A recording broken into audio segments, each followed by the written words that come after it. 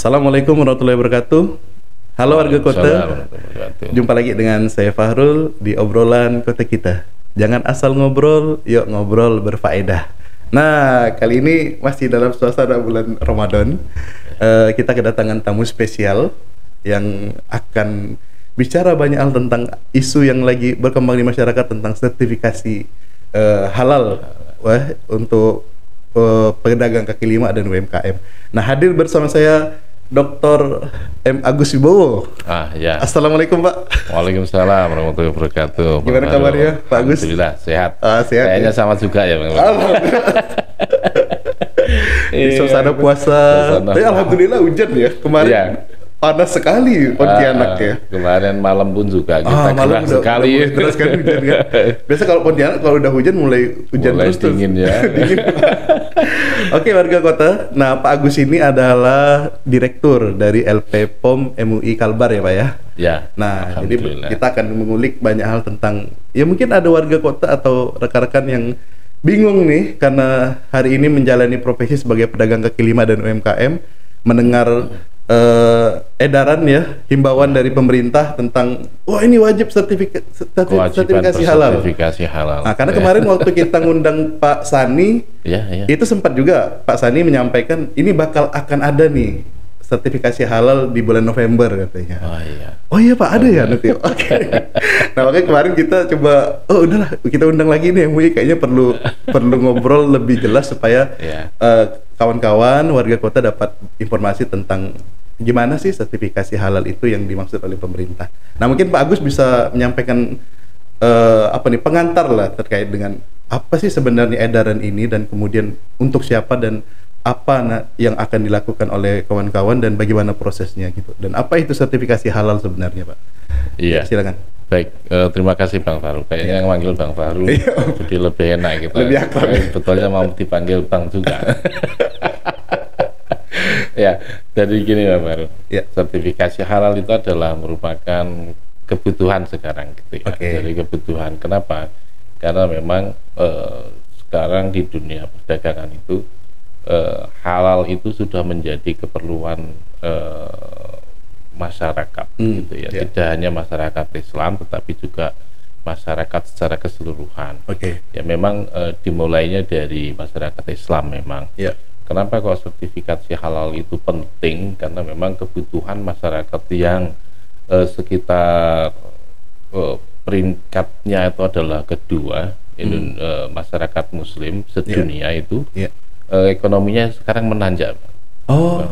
Jadi kalau kita lihat negara-negara Muslim itu kan ekonominya juga mulai menanjak. Dulu kita negara ketiga, dunia ketiga yang masih berkembang, masih belum merdeka semua. Kita semua ke Eropa kan gitu Kenapa? Karena ekonomi juga ke Eropa, sehingga kiblat ekonomi juga ke sana. Nah, sekarang kalau kita lihat maka masyarakat Muslim ini seperti Indonesia, kemudian Saudi yang sekarang ekonominya juga sudah sangat-sangat bagus, kemudian Turki itu yang lainnya itu permintaan terhadap kebutuhan mereka umat Islam itu menjadi meningkat, karena kebutuhannya itu adalah meningkat, maka sekarang keperluan-keperluan yang berhubungan dengan umat Islam tentunya halal itu adalah merupakan kebutuhan yang sangat-sangat penting sangat esensi bagi umat Islam. Seperti itu sehingga sertifikasi halal itu adalah merupakan sesuatu yang sangat penting. Nah, kita sebagai negara Indonesia sebagai negara itu ternyata tidak cukup. Sekarang negara Indonesia, negara dengan mayoritas umat Islam itu ternyata tidak cukup untuk menjadi produsen halal terbesar di dunia. Kita masih kalah dengan Thailand yang notabene itu adalah merupakan negara non Muslim gitu ya. Kita masih kalah dengan Australia. Kita masih kalah dengan New Zealand. Dari sisi produsennya Pak ya? Iya. Jadi seperti itu. Ya, karena seperti itu maka pemerintah, karena ini juga permintaan global akan ekonomi dunia, ekonomi umat Islam, keperluan umat Islam itu adalah tinggi, maka sertifikasi halal atau produk halal itu harus disikapi oleh pemerintah dengan menggalakkan produk agar dia bersertifikasi halal. Kita nggak bisa, Bang Farul, semisal mengekspor produk pangan ke Turki tanpa sertifikasi halal, ke Saudi tanpa sertifikasi halal, nggak bisa kan? Kenapa? Karena memang mereka memerlukan produk pangan halal. Ya, mereka sudah bikin standar itu ya? Iya. Standarnya seperti itu. Ke Malaysia nggak bisa kan? Bahkan kemarin ada pupuk saja, ada beberapa itu pupuk tai kotoran ayam, itu kan jelas nggak halal toh. Mereka nggak bisa diekspor. Jadi seperti itu. Kenapa kok bisa gitu yuk? Ini saya pilih, waktu itu kita bilang sama di Komisi Fatwa, ini pupuk tai ayam dia, ini mestinya kan nggak bisa, Ustaz. Kita bilang gitu kan. Tetapi ternyata pihak produsen itu kemudian menyatakan, oh ini kita perlu untuk mengekspor, perlu sertifikasi halal itu. Nah ternyata itu. Kenapa? Karena permintaan. Ada beberapa lagi kemudian ikan ya. Ikan itu kan nggak perlu sertifikasi karena dia sudah jelas halal. Halal ya. Padahal dia diekspor ke China, diekspor ke Jepang, tapi mereka perlu sertifikasi halal. Padahal nggak perlu kan? Kan sudah halal gitu ya. Kita mau nggak layani, tapi mereka perlu, membentukkan sertifikasi itu untuk kebutuhan ekspor. Akhirnya apa? Jadilah kemudian sertifikasi halal itu kemudian menjadi semacam keperluan untuk membuat agar produknya itu menjadi laku. Gitu. Nah berarti ini kan terkait dengan, jadi kalau kita bicara tadi yang Pak Agus sampaikan itu, kalau dia ini kan skala industri ya Pak ya, ya kan, skala industri diproduksi ya. Nah ini kan berarti sertifikasi halal ini tidak hanya di hilirnya saja. Betul. Iya kan? Betul. Yang tadi Pak Agus bilang sampai ada kebutuhan tentang kotoran ayam untuk kebutuhan pupuk. Nah ini kan hulunya Pak. Nah berarti dari hulu hilir dong, ini artinya yang harus dilakukan oleh para pelaku usaha ini. Gitu. Iya betul. Jadi kalau kita mau sertifikasi halal, semisal kita mau sertifikasi halal apa itu Bang? Gorengan misalnya. Gorengan ya. Maka gorengan itu kan memerlukan tepung, memerlukan minyak, bahan-bahan bakunya baku minyak kan gitu ya. Jadi bahan baku minyak semisal kita lihat, maka minyak goreng itu wajib halal. Gitu kan? Kenapa? Karena memang di dalam pembuatan minyak goreng itu ada proses. Gitu kan? Apakah kemudian memungkinkan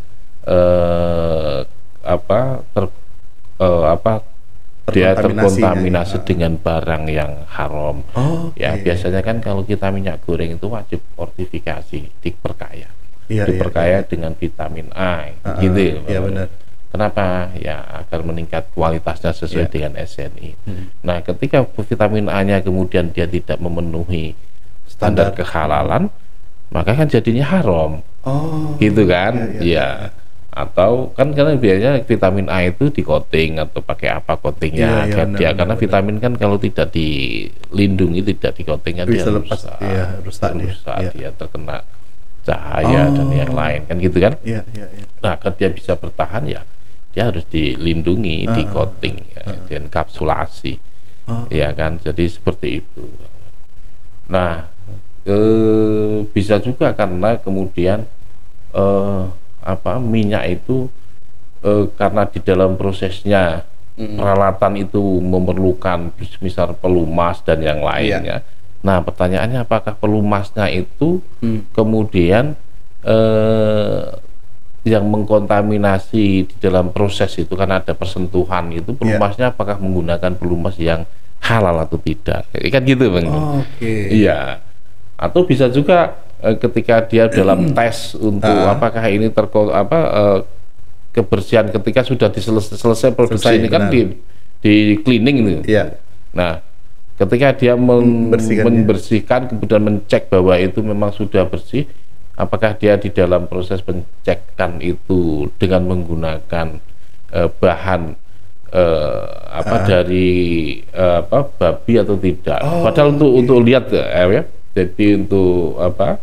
Untuk mencek apakah sudah selesai proses produksi ya? Enggak, iya. Udah tidak ada hubungannya. Ya, padahal dengan kena cuma satu bagian saja kecil. Gitu kan. Jadi itu yang menjadi. Iya. Nah, itu ke minyak. Iya. Tapi kesininya lagi proses produksi CPO, iya kan? Oh iya benar. Iya. Benar. Maka CPO juga, ya CPO juga perlu sertifikasi. Iya kan? Jadi kenapa CPO perlu sertifikasi? Kan CPO itu tidak hanya digunakan untuk kalau kita sekarang kan turunannya itu kan banyak ya, Bang. Yeah. Jadi bisa di CPO itu digunakan untuk bahan produk minyak, bahan sabun kan gitu ya. Kalau sabun halal, dia CPO-nya harus halal. Kalau CPO-nya najis, kan nggak bisa digunakan. Sabun. Gitu kan? Iya. Ya, atau bikin sabun ya. Atau bisa juga nanti produk turunannya itu juga banyak itu kan yang digunakan untuk semisal bahan-bahan kosmetik dan yang lainnya. Itu kan menjadi najis juga. Kenapa? Karena prosesnya terkontaminasi. Di mana proses kemungkinan terkontaminasinya? CPO itu kan sebetulnya dia tidak menggunakan bahan tambahan, tetapi di dalam proses untuk pengepresan dan yang lainnya, apakah kemungkinan terjadi persinggungan antara bahan pelumas itu pelumas itu dengan CPO-nya. Nah, kalau terjadi persinggungan, beberapa kan memang ada beberapa itu yang menggunakan. Nah, kalau terjadi persinggungan, maka pelumasnya kan wajib menggunakan pelumas yang sertifikasi halal. Dan ada beberapa produk yang lain kan gitu ya. Bagaimana di dalam membuat air yang untuk perebusan CPO itu, kemudian dia menggunakan bahan-bahan yang tersertifikasi halal untuk perebusan. Berarti kompleks sekali ya, Pak ya? Iya. Jadi sebetulnya enggak sih ya. Sebetulnya enggak. Ya, jadi kalau kita mau melihat halal itu ya karena memang perintah Allah itu tidak untuk mempersulit ya. Ya, perintah Allah itu tidak untuk mempersulit. Tuhan itu tidak mempersulit hambanya kan gitu ya. Kenapa sesuatu yang halal itu bayin, jelas benar. Yang haram jelas. Itu jelas ya di antara keduanya itu. Ya kan, yang subhat ini. Maka kan bagi seorang muslim kan kalau kita mengatakan dia subhat, ya harus ditinggalkan. Kenapa? Karena yang subhat itu akan terjerumus kepada yang haramnya. Haram itu kan sabda Rasulullah ya. Jadi seperti itu. Nah, berarti kan nah sekarang kalau kita bicara lebih dalam lagi nih, Pak. Terkait dengan UMKM-nya sekarang. Nah, untuk UMKM sendiri berarti di segmen mana yang kemudian diwajibkan untuk sertifikasi halal ini? Nah, kalau tadi kan kita bicara kalau makanan mungkin jelas ya, Pak ya. Ya kan, kalau produk makanan jelas gitu. Nah, bagaimana dengan produk-produk lainnya, Pak? Gitu loh. Baju. Nah, ya misal itu fashion. Ya kan, kemudian ada juga misalnya seperti perkakas. Kan? Iya. Nah, bahkan saya kemarin ada lihat juga kulkas tuh bisa halal. Ada halalnya, ya kan? Nah, itu bagaimana nih? Kok bisa ada jual kulkas tapi ada sertifikat halalnya gitu kan? Nah, itu gimana, Pak? Jadi satu itu sekarang kan sudah menjadi tren ya, Pak. Iya. Jadi salah satu keunggulan masing-masing produk itu adalah bagaimana dia menampilkan produk yang untuk meyakinkan umat, jaminan halal masyarakat itu agar itu produknya itu halal. Betul. Kan gitu ya. Kemudian ketika ada beberapa produk yang kemudian memungkinkan terjadinya kontaminasi di dalam prosesnya, maka dia memunculkan, dia nunjukkan contoh gini. Apakah kita pernah terpikir bahwa piring keramik itu tidak halal, ada yang beberapa tidak halal? Iya kan? Iya. Kita mikirnya keramik itu kan dari batu kan. Saya pernah itu, Bang Baru. Jadi waktu saya ngisi pelatihan in-house training itu di satu perusahaan kan gitu ya, kita saya sampaikan gitu, mereka pada nggak mau sih, Pak. Saya bingung ini. contohnya piring, coba kita lihat piring. Piring bener. Gitu ya, saya lihat. Coba kita, ada hal. Lah kalau bener, kita tuh sesuatu yang kita nggak sengaja, Bang. Iya. Jadi ini contohnya, Pak. Saya piring, saya lihat, ini Pak, made in suatu negara kan gitu ya, dan dia terbuat dari pig bone. Jadi terbuat dari tulang babi, Bang Baru. Dan itu memang ada gitu kan. Campuran-campurannya Pak ya. Iya. Jadi apa kita lihat memang terbuat dari pig bone dan itu ditulis memang di situ. Nah kalau seperti itu kira-kira gimana, Bang Baru? Najis ya akhirnya. Najis besar ya, najis mughaladzah ya. Jadi nggak bisa makan pakai piring itu gitu ya? Itulah. Iya. Akhirnya waktu itu terus kemudian ditarik piring semua. Iya, padahal itu untuk konsumsi peserta, untuk perkakas peserta pelatihan sertifikasi halal. Ditarik semua. Wah, kita ini malu di tempat kita pas itu kualitas dikit. Mereka kan kepengennya dia akan barang yang kualitas bagus. Itu yang kualitas bagus. Ternyata terbuat dari tulang babi. Campuran tulang babi. Gitu. Kita pernah tahu kan sepatu. Oh iya, sepatu benar. Ya. Kita tanpa kita menyebut produknya kan gitu kan. Dan ternyata dia juga terbuat dari tulang babi kan gitu ya. Kita juga pernah dengar tentang kuas gitu kan. Benar, itu yang sempat ramai ya kemarin. Ramai kan gitu kan. Jadi itu ternyata terbuat dari tulang babi kan gitu kan. Bulu tulang. Jadi bulu babi. Jadi itu kan banyak. Iya, benar. Bisa juga nanti garment dari bulu babi, gitu kan Bang Baru. Iya. Ya, jadi kalau itu gimana itu? Kan haram itu. Iya benar. Ya kan. Benar. Jadi seperti itu. Jadi ya ternyata memang teknologi itu memang gini sebetulnya. Kalau saya melihat apa ya?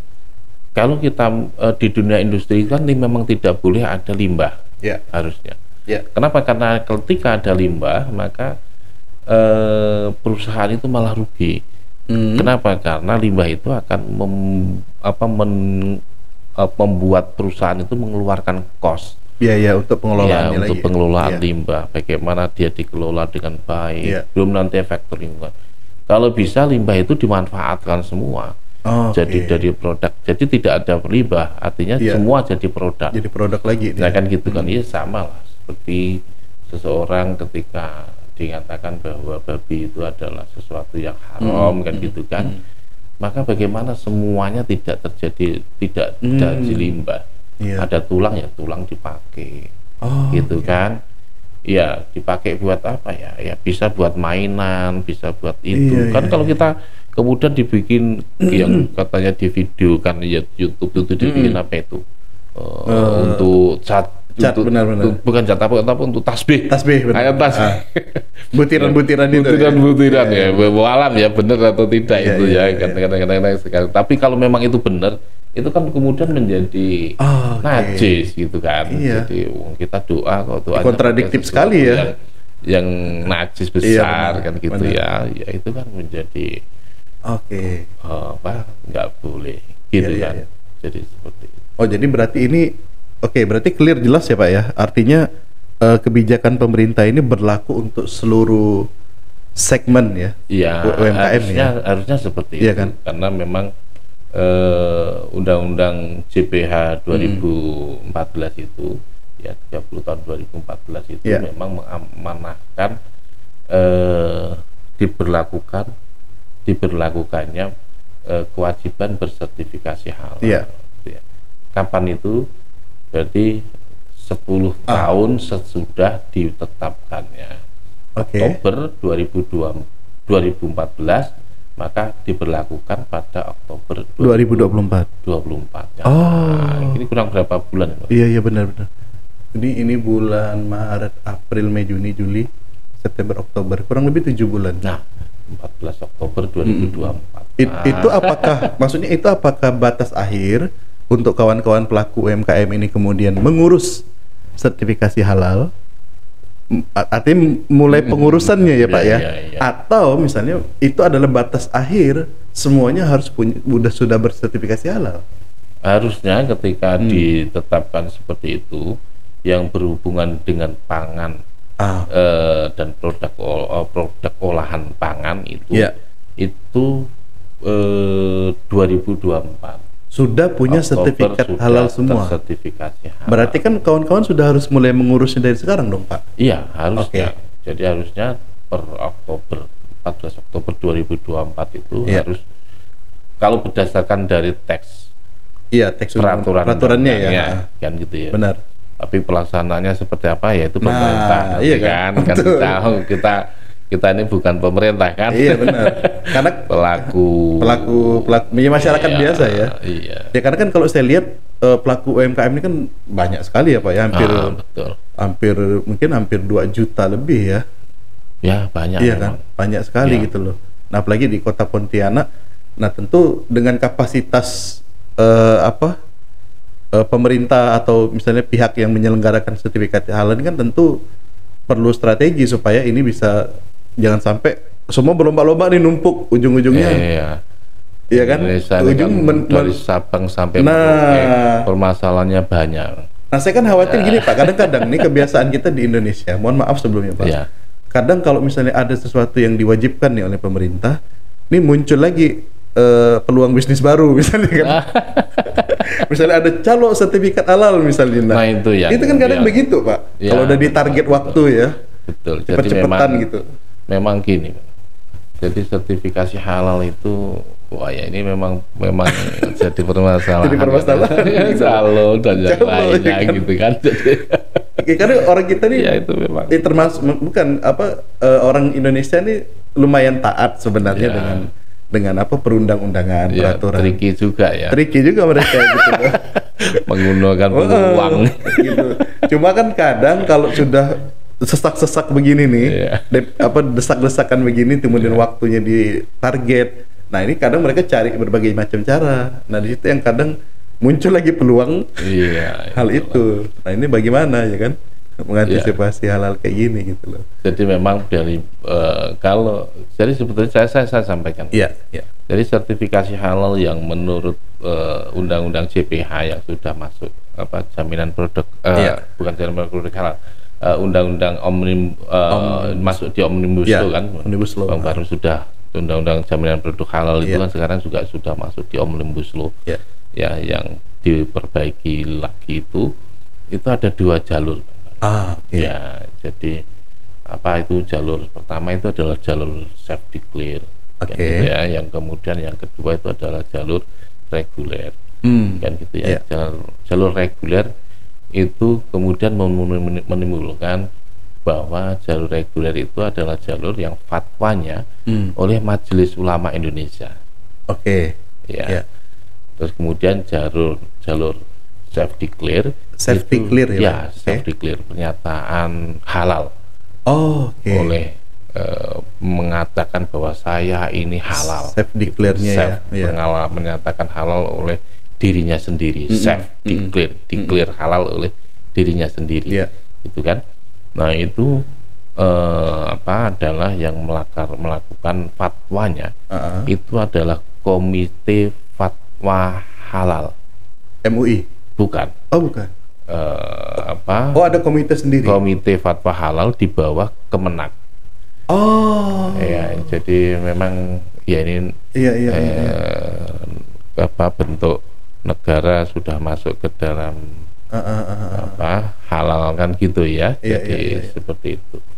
Nah, jadi kalau kita banyak lihat itu yang ada ya adalah Komite Fatwa Halalnya. Jadi seperti itu.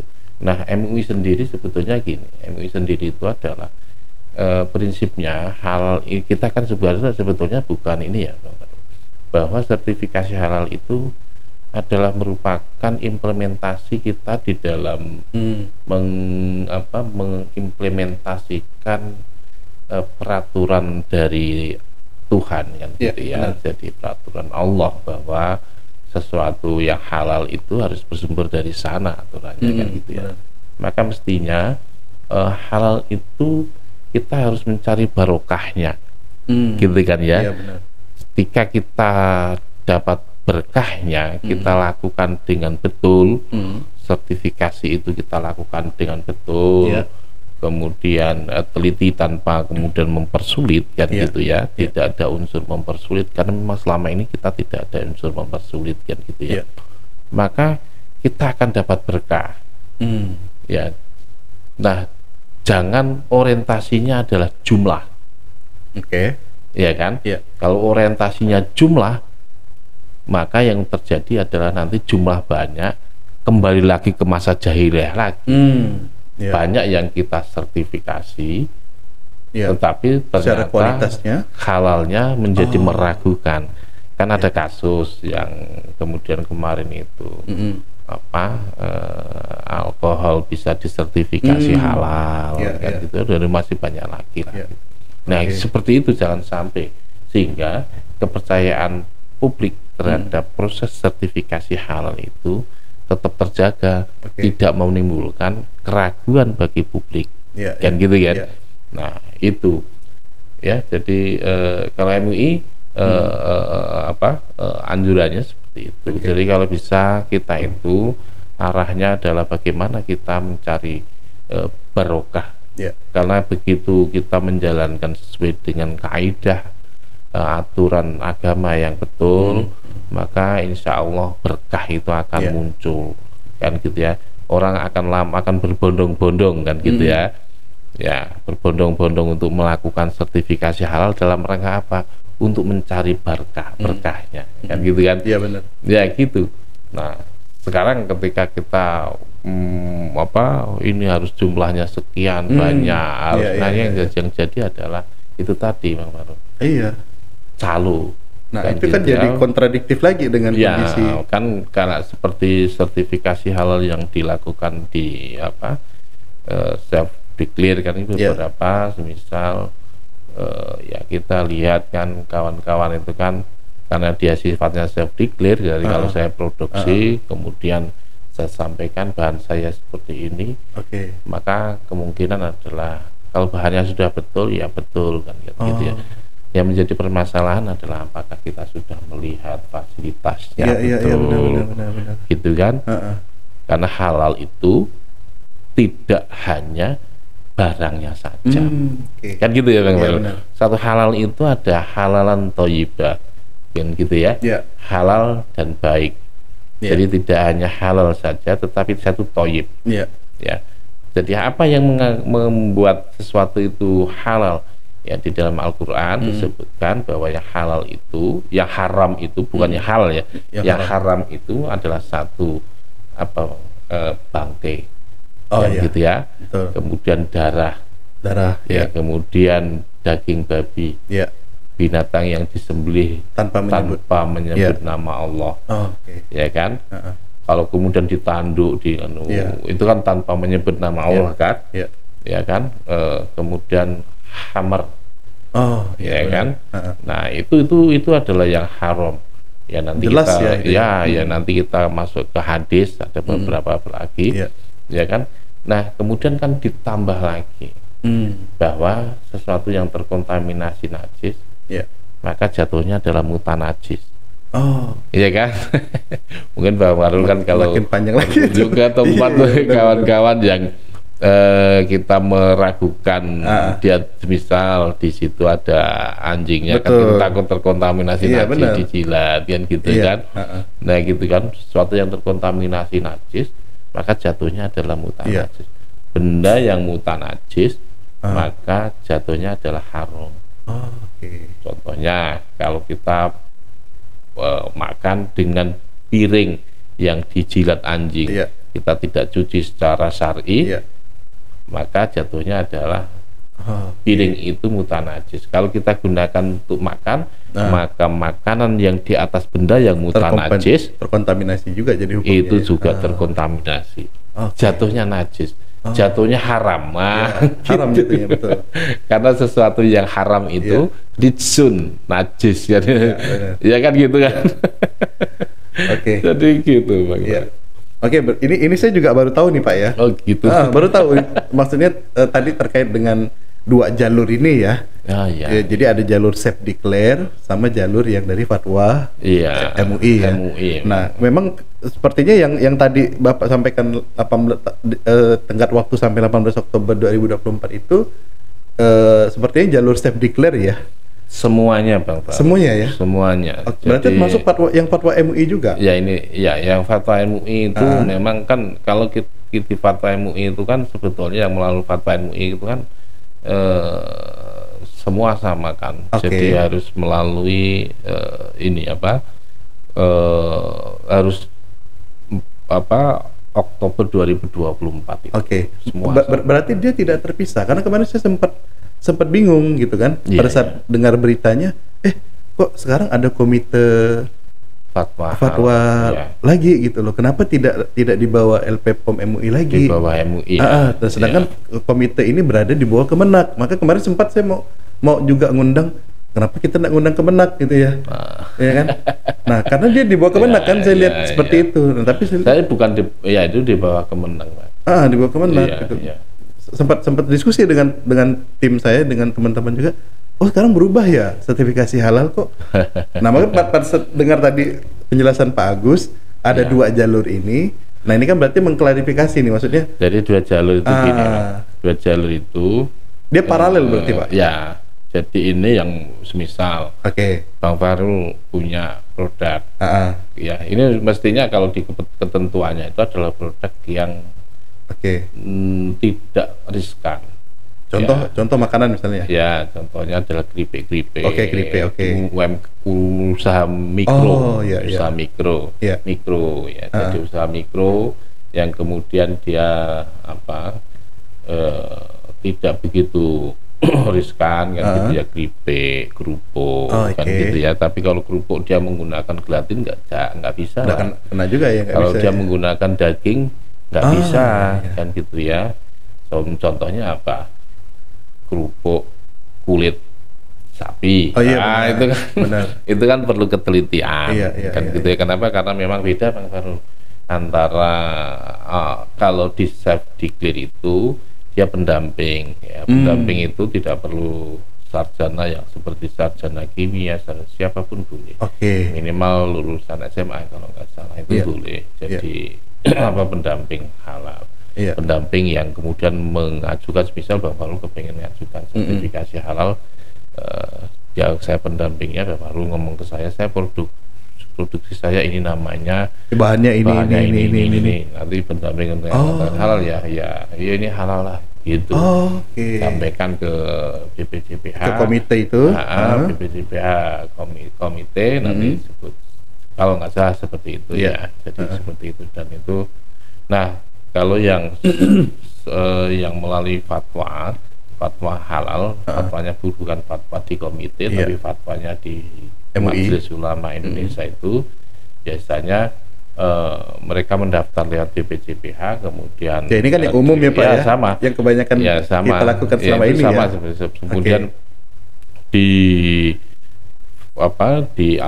audit, setelah diaudit nanti laporannya diserahkan BPJPH diserahkan ke Komisi Fatwa, difatwakan. Setelah fatwa halal itu keluar, maka kemudian dilaporkan ke BPJPH. Nah, baru dikeluarkan sertifikat halalnya. Berarti secara apa? Prosesnya nggak ada perbedaan ya Pak ya? Bedanya itu. Kalau yang satu itu diaudit oleh lembaga LPH, lembaga penyeliah halal. Yang satunya tidak diaudit lewat pendamping. Ya, jadi auditor kalau di LPH itu setiap setiap 4 tahun sekali kita ya. Sertifikasinya diperpanjang lagi ya, diperbarui sertifikasi auditornya. Ya kan, dan itu ada proses membayar. Itu Bapak. Jadi memang seperti itu. Jadi kalau di di LPH itu kan auditornya harus sesuai dengan bidang keilmuannya, kimia, biologi, pangan, ya, jadi ya kedokteran juga boleh, farmasi bisa, ya, seperti itu, atau kedokteran hewan atau peternakan itu bisa. Nah ada yang masih saya agak bingung nih Pak. Ya. Nah terkait tadi 2 jalur ini ya, mungkin nanti kok biar bisa jadi referensi nih Pak buat kawan-kawan warga kota yang nonton ya kan, supaya mereka tidak bertanya-tanya ini gimana ya kan. Nah tadi berarti kok 2 jalur ini sertifikatnya 1 atau 2 yang akan dikeluarkan? Kalau melalui Majelis Ulama Indonesia yang itu ya, yang kalau di sertifikasi halal yang kemudian LP-POM itu, maka ada ketetapan namanya, ketetapan fatwa. Nah, ketetapan fatwa itu kalau yang dari Majelis Ulama Indonesia itu dikeluarkan dalam bentuk sertifikat. Benar. Betul. Dan itu kenapa kok bisa dikeluarkan? Karena itu memenuhi keperluan perdagangan. Iya, benar. Jadi sertifikat atau ketetapan fatwa yang dikeluarkan oleh MUI, karena MUI itu fatwa LP-POM yang di LP-POM itu dia terakreditasikan. Ya. Maka kemudian dia bisa menjadi alat untuk atau dokumen untuk ekspor. Oh. Iya. Iya. Jadi seperti itu Bang Faru. Misal kita mau ke Turki, nggak bisa kalau tidak menggunakan dokumen yang diakui LP-POM terakreditasi oleh KAN, Komite Akreditasi Nasional. Iya. Kan gitu. Iya. Ya, kita mau kemana, ke negara muslim yang mana? Sama kan gitu ya. Ya, negara Gulf pun juga sama kan gitu ya. Jadi kita sampai seperti itu. Nah, kalau yang dari dokumen sertifikat itu yang dari BPJPH itu ini kan karena ini baru ya, maka ini perlu inisiasi dari pemerintah melalui perjanjian G2G, government to government. Apakah itu bisa diterima government to government, ataukah yang diterima dari, biasanya kan kalau sertifikasi itu kan bukan lembaga pemerintah. Benar. Iya, sertifikasi itu adalah lembaga non pemerintah biasanya. Nah, seperti itu. Ya, jadi kalau itu diterima maka ya itu boleh. Nah, karena kasus seperti itu dan kita kan nggak boleh merugikan pelaku usaha kan. Iya, benar. Selama ini dengan LP-POM, dengan MUI, kemudian mereka bisa melakukan ekspor keluar dan yang lainnya karena dokumen itu. Kemudian dengan menggunakan sertifikat dari BPJPH, mereka karena pemerintah itu masih baru, maka kan perlu. Nah, kalau ini enggak kan gonjang-ganjing pelaku usaha, kasihan juga, ya kan? Nah, kalau nanti pemerintah misal sudah bisa mengcover keperluan itu semua, ya kemana-mana pemerintah dokumennya itu bisa dipakai, ya dan terpercaya, ya itu boleh. Kan gitu ya. Artinya ya mungkin yang ini sudah enggak itulah. Berarti saya memperjelas lagi nih Pak ya. Paham ya. Artinya ini ada satu sertifikat yang dari LP-POM, bukan sertifikat, ketetapan halal dari Majelis Ulama Indonesia. Dan ini ya yang sudah kita lakukan selama ini ya. Selama ini. Iya kan? Ketetapan semua pelaku usaha, ya kan? Ketetapan fatwa itu jadikan dasar untuk mengeluarkan sertifikat halal oleh BPJPH. Oleh BPJPH. Iya. Gitu. Kenapa kok ini penting yang di sini? Karena di sini adalah keperluan untuk perdagangan yang gitu ya, Bang. Kalau di sini kan ya itu kan aturan negara yang kita harus namanya negara kan, kita bernegara atiullah wa atiur rasul wa ulul amri minkum kan gitu kan. Ada yang ngaturnya ya Pak. Iya. Kalau kita mau bermain di Indonesia ya karena sudah muncul undang-undang ya harus sertifikasi halal, muncul sertifikatnya di BPJPH itu. Gitu. Kalau ketetapan saja kan dia nggak berlaku di Indonesia kan, ya nggak boleh kan, gitu kan. Nah, kalau main di luar negeri ini nggak punya ketetapan ini, sementara BPJPH belum punya perjanjian G2G dengan satu negara bahwa dokumennya ini bisa dipakai, kan ya nggak bisa. Padahal kita perlu ekspor, ya kan. Nah, kemarin contohnya kita pernah mensertifikasi salah satu perusahaan yang ada di Sanggau. Dia mau ngekspor ke Malaysia dan dengan dokumen itu dia cukup bisa. Gitu. Jadi, ini nih yang kita perlukan gitu. Jadi, tapi kan dia sudah harus juga punya yang tadi ya Pak ya. Dokumen fatwa itu kan. Ketetapan itu kan. Dokumen ketetapan itu, Bang. Jadi dokumen ketetapan itu dia sodorkan, ternyata dia bisa. Gitu. Dan itu banyak juga sih, nggak ada ada beberapa sih, nggak hanya satu saja. Kemarin seperti itu.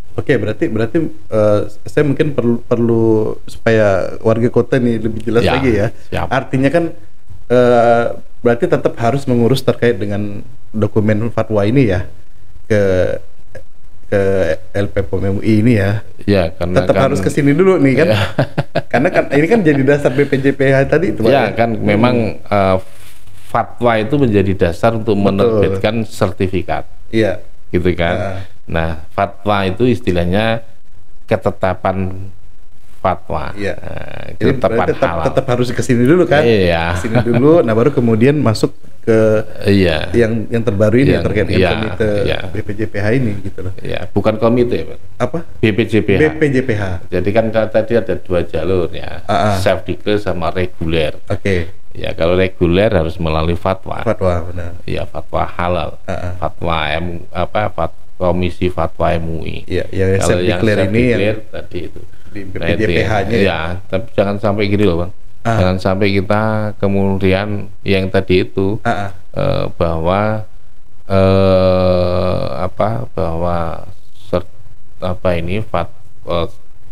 halal itu menjadi tuntutan jumlah.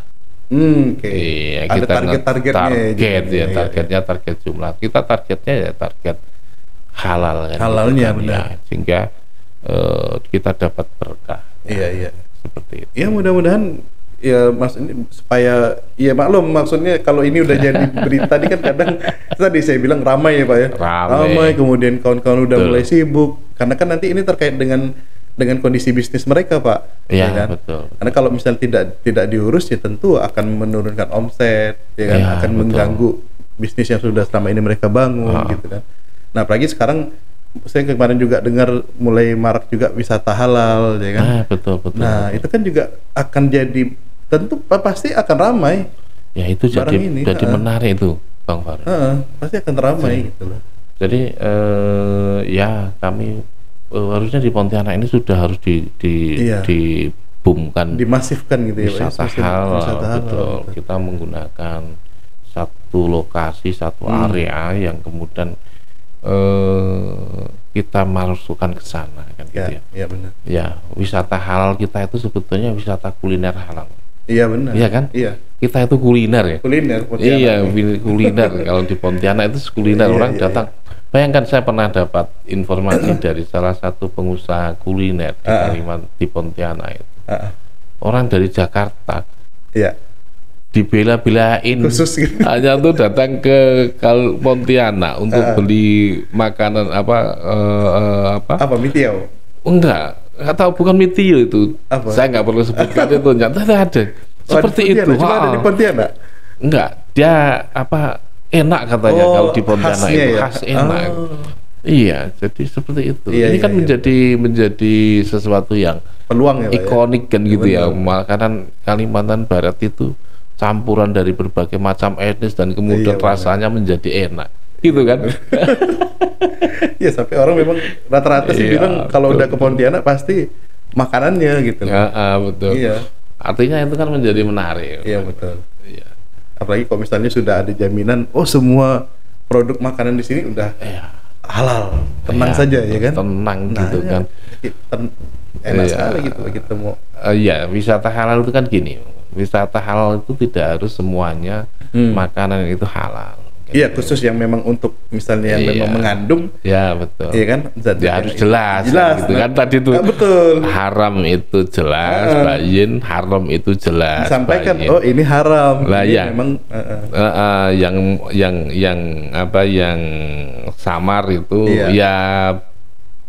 Kalau mau diperjelas, Iya, kalau yang samar tidak mau diperjelas ya monggo. Cuman bagi umat Islam itu yang samar itu adalah harus dihindari kan gitu ya. Ya mestinya sertifikasi halal, kewajiban bersertifikasi halal itu sebetulnya adalah kewajiban untuk membuat sesuatu menjadi bayin, benar, menjadi jelas, ya, kan gitu kan. Betul, Pak. Jadi ya ini menurut saya konsepnya itu kan bukan konsep jumlah, tetapi konsep jelasnya itu ya, bayinnya itu ya. Jadi jangan sampai kemudian kita tidak jelas, ya kan. Ya kalau masakan istri kita ya jelas lah. sesuai dengan dimasak dengan keinginan cinta kan gitu kan ya. Kita kepinginnya halal, maksudnya masaknya halal gitu ya. Iya benar. Nah kalau udah di luar kan kita nggak tahu ya Pak ya. Iya itulah. Nah, ya masak siapa, nggak punya siapa kan gitu. Apalagi kita selaku pelancong gitu ya. Iya. Nah makanya dengan adanya sertifikat halal itu kan kemudian membuat kita tidak ragu lagi Pak ya. Udah yakin dengan 100% dengan produknya, dengan bahannya, dengan semua yang dilakukan prosesnya itu. Kan nggak mungkin kita tanya. Betul. Bahannya apa itu? Bisa tersinggung Pak. Tersinggung nanti kan. Bahannya ayam. Mau nanya-nanya ini. Dicekik atau dia. Kalau nggak mau makan jangan kesini. jadi marah. Kan nggak usah tanya itu karena ada sertifikat. Iya cukup dengan sertifikat udah yakin kita kan. Sudah kan gitu kan. Bismillah ya kan. Bismillah gitu kan. Jadi gitu dengan baca Bismillah akhirnya jadi berkah kan gitu kan. Benar. Iya itu. Oke, Pak Agus panjang lebar nih kita sudah kupas tentang sertifikat halal. Intinya tadi sudah clear, artinya kawan-kawan sudah harus mengurus, ya kan? Yang belum punya yang belum punya terkait dengan sertifikat halal ini sudah mulai boleh mengurusnya. Nah, untuk informasinya mungkin bisa ke mana nih Pak? Ke LPPOM boleh MUI ya? Iya. Sekretariatnya MUI di Masjid Mujahidin. Oke. Jadi kawan-kawan bisa ke LPPOM MUI Kalbar supaya dapat informasi lebih jelas. Kalau sosial medianya ada Pak? Sosial medianya ada. Ada ya di Instagram ya? Instagramnya ada. Jadi kita Instagramnya LPPOM MUI ya. Nanti saya coba cek. Ya, oh iya ada. Nomor HP-nya itu ya. Nomor WA-nya itu 082154 637971. Ya, LPPOM MUI Kalbar ya. Ya, betul. Nah, ini Instagramnya saya lampirkan di sini. Silakan dilihat ya. Nah, nanti dihubungi saja kalau misalnya konsultasi ya. Boleh. Ada Pak Agus nanti di sana dan teman-teman dari LPPOM MUI yang akan mendampingi kawan-kawan supaya clear nih usahanya ya. Dan kita berharap usaha ini kan tidak terhambat ya Pak ya, hanya karena persoalan regulasi ini gitu loh kan. Karena kan kalau sudah pemerintah sudah ikut kan nanti jadi bisa masuk ke ranah hukum ya. Iya benar. Karena memang ada sanksinya kan tadi saya baca juga. Kalau misalnya tidak diurus tidak punya sertifikat halal ada sanksinya dan itu tentu lebih memberatkan lagi kan. Sudahlah kawan-kawan nih berat ngurus bisnisnya, tambah lagi dengan sanksi-sanksi yang hal seperti ini kan tentu disayangkan ya Pak ya. Kalau ada pihak-pihak yang nggak suka. Ya persaingan bisnis jadinya kan.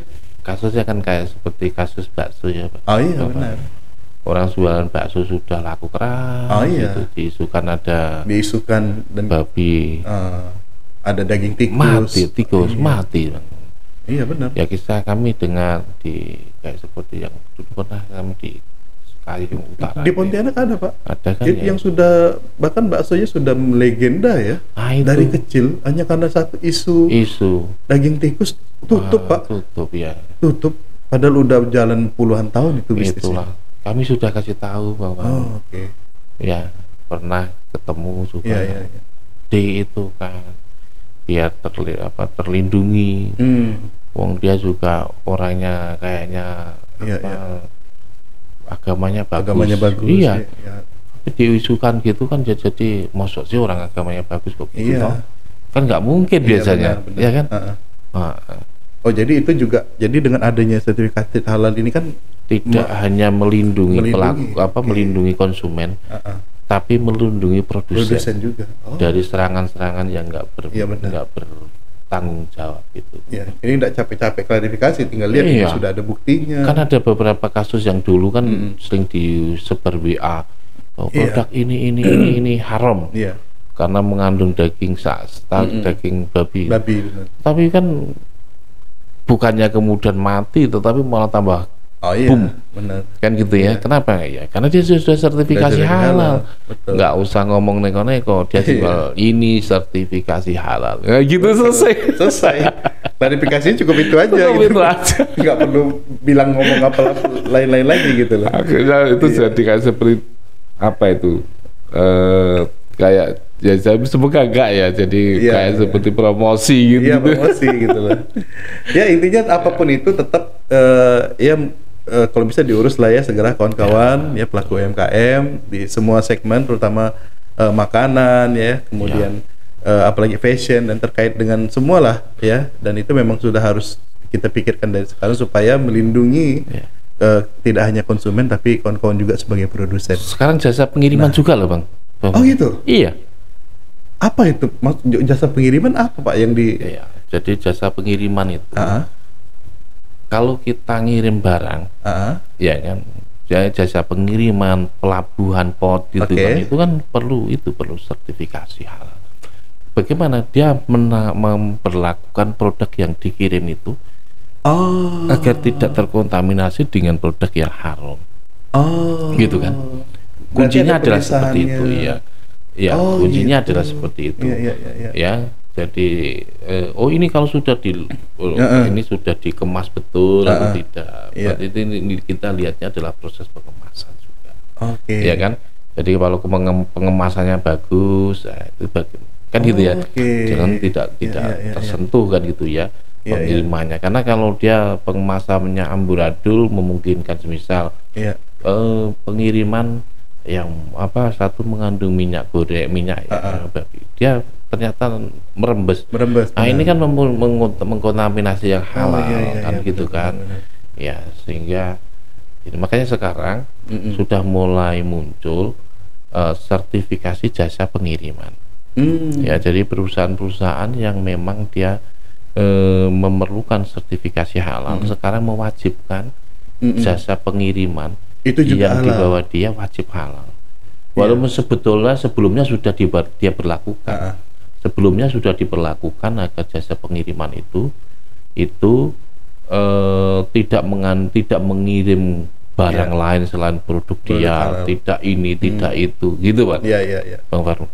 Nah sekarang ditegaskan lagi oleh produsen itu, kamu harus sertifikasi halal. Agar saya tidak jadi masalah gitu Bang. Ya karena kan itu mengganggu bisnis dia juga nanti kan. Kalau sampai nanti produknya jadi haram kan gitu ya. Bukan karena dia produk dia, tetapi jadi karena pengiriman bisa jadi haram. Iya kan? Kan kita perlu ini. Contohnya kan pengiriman daging lah ya Pak. Iya benar. Daging kita kirim. Nah gimana kalau dia nggak bisa dicampur aduk berarti kan? Kan gitu kan. Sama-sama ayam, tapi ayam haram, ayam non halal kan benar. Gitu kan, yang non halal sama halal kan gitu kan, itu kan nggak boleh dicampur, disembelih dengan cara membaca basmalah sesuai syar'i, ya ini tidak disembelih tidak secara syar'i, ya ini sama-sama bentuknya ayam kan nggak boleh kumpul jadi satu, gitu kan. Nah bagaimana jasa pengiriman itu care terhadap seperti itu, gitu kan. Nah, gitu luar biasa. Banyak sekali informasi yang kita dapat hari ini dari Pak Agus. Pak Agus, makasih banyak nih sudah mau hadir di obrolan kota kita. Sudah panjang lebar kita bicara. Banyak sekali informasinya dan luar biasa. Ya sampai jasa pengiriman pun kita harus care juga, peduli ya kan, supaya ini tidak terkontaminasi yang tadinya halal bisa jadi rusak karena dalam proses pengirimannya ada bermasalah. Oke, sekali lagi makasih banyak Pak Agus sudah mau hadir di obrolan kota kita dan berbagi. Mudah-mudahan menginspirasi kawan-kawan semua. Amin, amin. Oke, warga kota, itu tadi obrolan kota kita tentang sertifikasi halal.